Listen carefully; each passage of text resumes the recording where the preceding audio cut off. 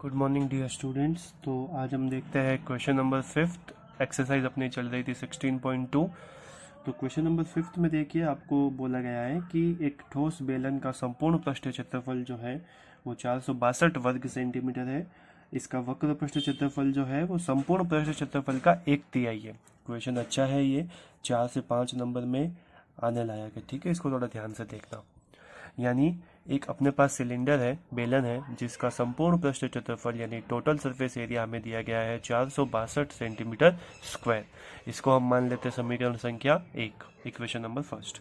फिर हमें एक आगे इक्वेशन में कंडीशन दी हुई है कि बेलन का, सिलेंडर का जो वक्र पृष्ठ क्षेत्रफल है वो संपूर्ण पृष्ठ क्षेत्रफल का 1/3 है।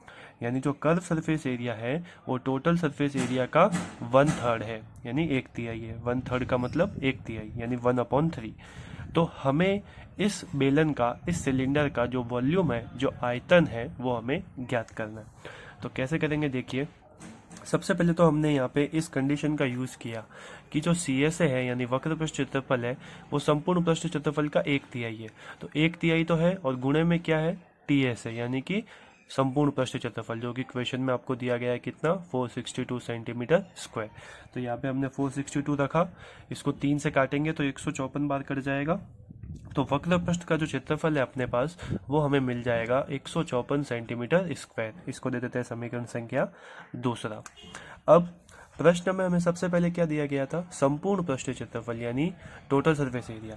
तो टोटल सरफेस एरिया का हम यहाँ पे फॉर्मूला ओपन करते हैं। फॉर्मूला क्या होता है टोटल सरफेस एरिया का, 2πRH यानी वक्र पृष्ठ का क्षेत्रफल प्लस दो वृत्तों का क्षेत्रफल। जो दो वृत्त होते हैं उसके ऊपर नीचे उनका क्षेत्रफल, और ये जो पूरा पृष्ठ होता है ये वक्र पृष्ठ का क्षेत्रफल। आई बात समझ, ये मैंने आपको पहले ही क्लास में बता दिया था।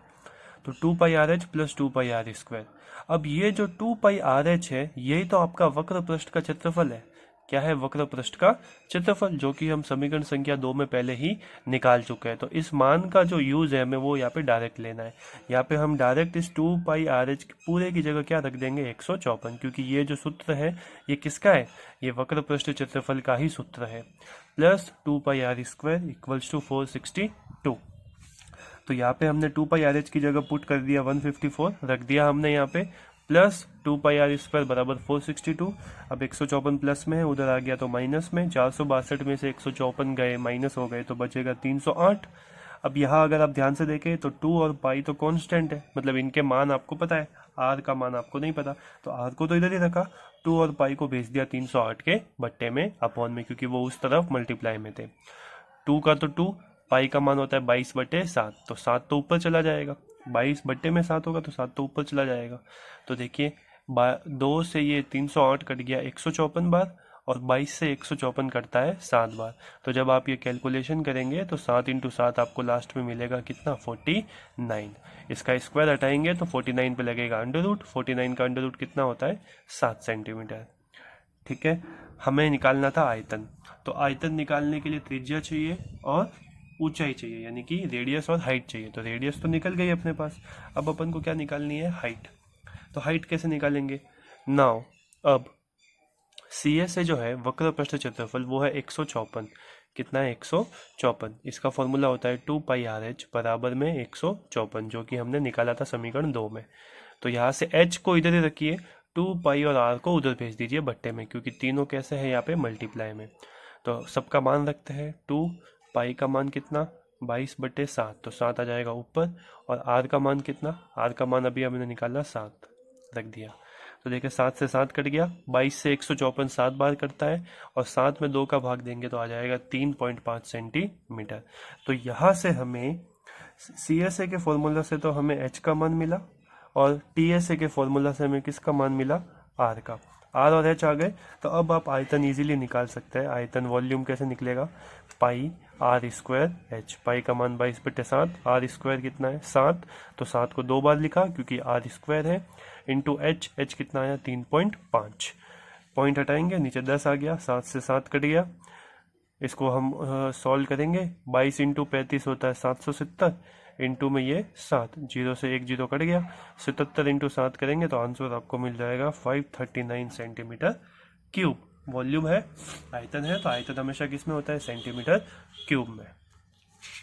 नेक्स्ट क्वेश्चन देखते हैं हम, क्वेश्चन नंबर 6। क्वेश्चन नंबर 6 जो है, देखिए आपको मैं पढ़ के ही सुना देता हूं।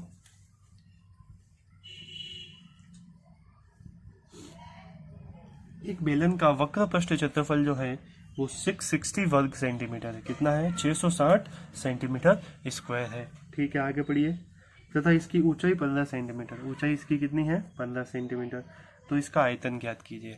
तो हमें आपको एक बात पता होनी चाहिए कि आयतन का फॉर्मूला होता है पाई आर स्क्वायर एच। तो पाई का मान आपको पता है, एच ऊंचाई आपको प्रश्न में दी गई है, सिर्फ क्या बाकी है? त्रिज्या, यानी कि रेडियस आपको नहीं पता। तो ये रेडियस आपको निकालनी है। कैसे? तो रेडियस को निकालने के लिए ही आपको ये चीज दी गई है। क्या दी गई है? वक्र पृष्ठीय क्षेत्रफल, यानी कि कर्व सरफेस एरिया। तो कर्व सरफेस एरिया का फॉर्मूला लगा दो, 2 पाई आर एच बराबर में कितना? 660। तो आर तो इधर ही रहेगा, 2 पाई और एच भेज दो उधर। तो 660 अपॉन में 2 पाई एच, मान रख दीजिए आर 660 इंटू 7, 2 पाई का मान होता है 22/7, तो 7 ऊपर आ जाएगा, और एच का मान कितना है? 15।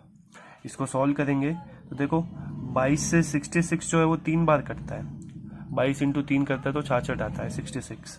तो 66 3 बार, और ये 0 30, फिर 15 से ये 30 कट गया 2 बार, और 2 से ये 2 कट गया, पीछे कितना बचा? सिर्फ 7 ही बचा। ये जो कैलकुलेशन है ये आप अपने तरीके से भी कर सकते हो, कोई दिक्कत नहीं है। तो आर का मान हमें मिल गया 7 सेंटीमीटर, और एच का मान हमें ऑलरेडी प्रश्न में दिया गया था। तो अब आप आयतन आराम से निकाल सकते हैं। आयतन का फॉर्मूला क्या होगा? पाई आर स्क्वायर एच।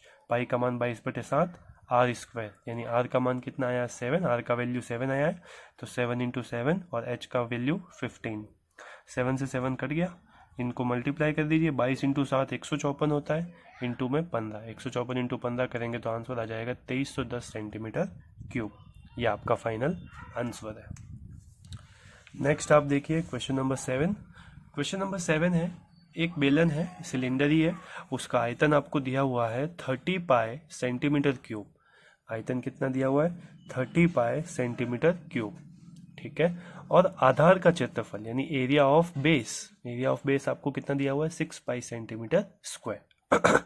तो आपको बेलन की ऊंचाई ज्ञात करनी है, यानी कि सिलेंडर की हाइट आपको फाइंड करनी है।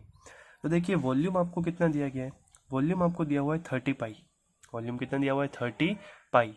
तो वॉल्यूम का फॉर्मूला होता है पाई आर स्क्वायर एच। क्या होता है? पाई आर स्क्वायर एच। यहाँ पे हमने क्या किया, एक बार इसको देखिए पहले। आधार का क्षेत्रफल है 6 पाई, आधार एरिया ऑफ बेस। तो आपको पता है सिलेंडर का बेस जो है वो किस आकार का होता है? मैंने आपको पहले ही दिन समझाया था। सिलेंडर का ये बेस होता है, तो ये बेस किस आकार का है? ये बेस है वृत्ताकार। किसके आकार का है? वृत्त के आकार का है, यानी कि सर्कल के शेप का है। तो ये आधार का क्षेत्रफल यानी इस वृत्त का क्षेत्रफल आपको दिया गया है। वृत्त का क्षेत्रफल क्या होता है? पाई आर स्क्वायर, वृत्त यानी कि सर्कल। तो पाई आर स्क्वायर का क्षेत्र, ये जो एरिया जो है वो आपको दिया हुआ है 6 पाई। यहाँ से आप आर स्क्वायर को इधर ही रखिए, तो पाई आ जाएगा उधर डिवाइड में, क्योंकि उस तरफ मल्टीप्लाई में। 6 पाई के अपॉन में पाई, तो पाई से पाई कैंसिल हो गया, कितना बचा? सिर्फ 6। आर स्क्वायर की वैल्यू कितनी आई? 6। Equation number first. अब यहाँ देखिए h इधर ही रखा हमने, पाई आर स्क्वायर को उधर शिफ्ट कर दिया।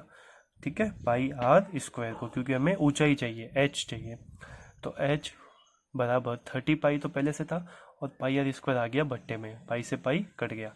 और आर स्क्वायर का जो मान है, आर स्क्वायर की जो वैल्यू है वो आप इक्वेशन नंबर फर्स्ट में निकाल चुके हो। कितनी आई आपके पास? आर स्क्वायर बराबर 6।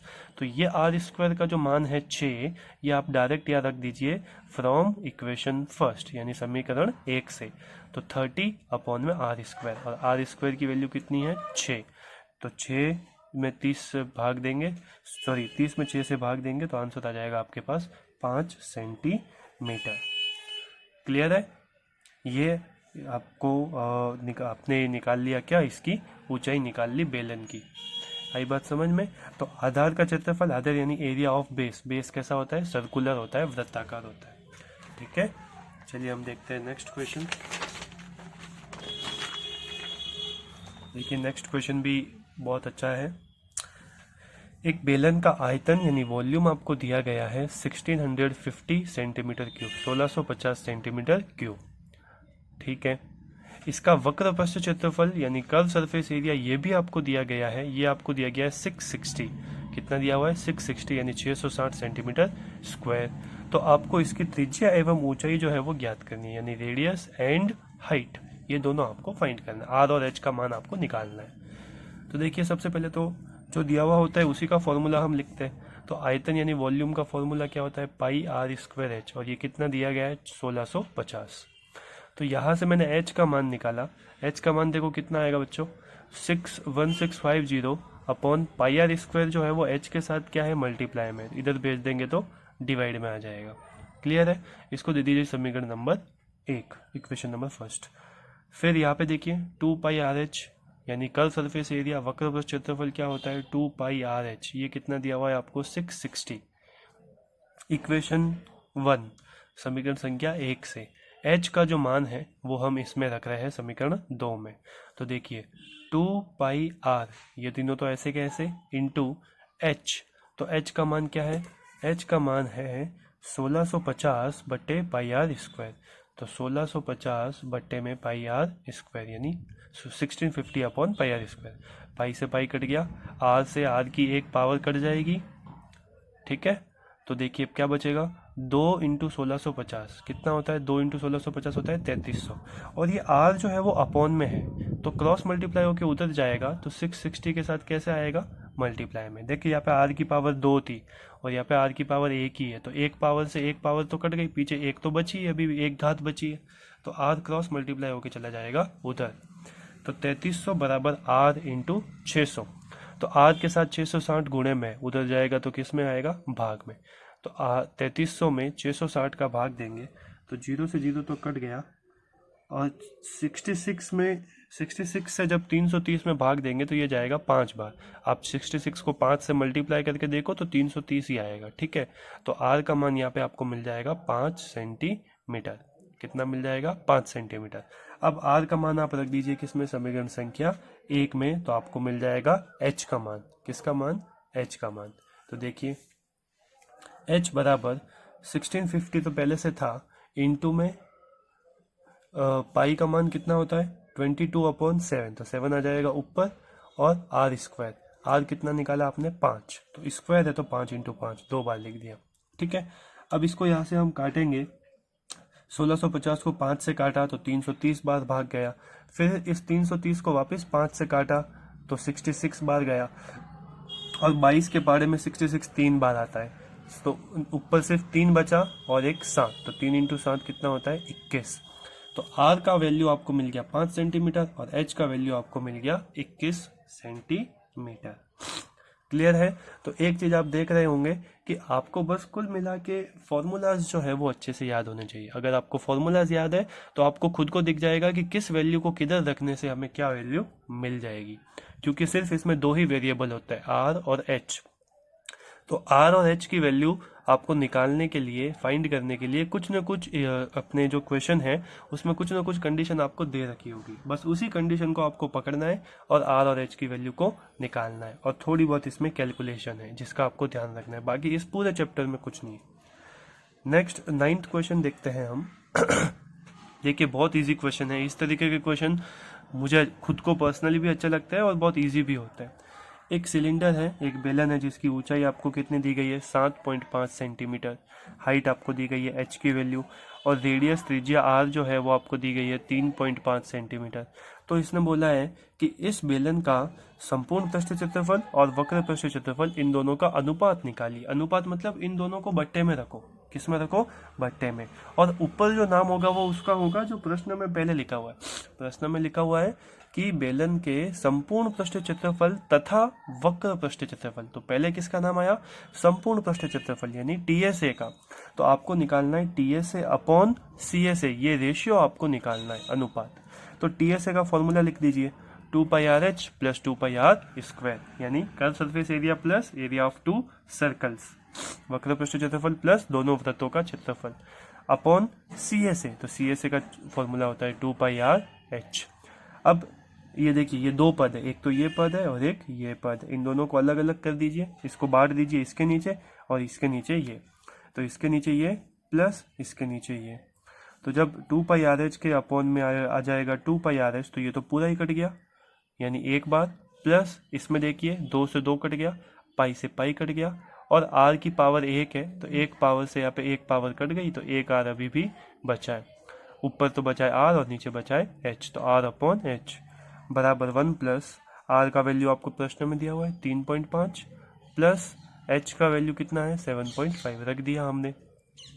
एलसीएम लेंगे, एलसीएम कितना आएगा 7.5, तो 7.5 को 1 से मल्टीप्लाई किया तो 7.5 प्लस 3.5, या क्या आ जाएगा 7.5 और 3.5 होता है 110, यानी 11.0 अपॉन 7.5, पॉइंट से पॉइंट हट गया, 5 से काट दीजिए, 5 दूनी 10, पीछे बचा 1, 5 दूनी 10 यानी 22, और ये 5 से 15 बार।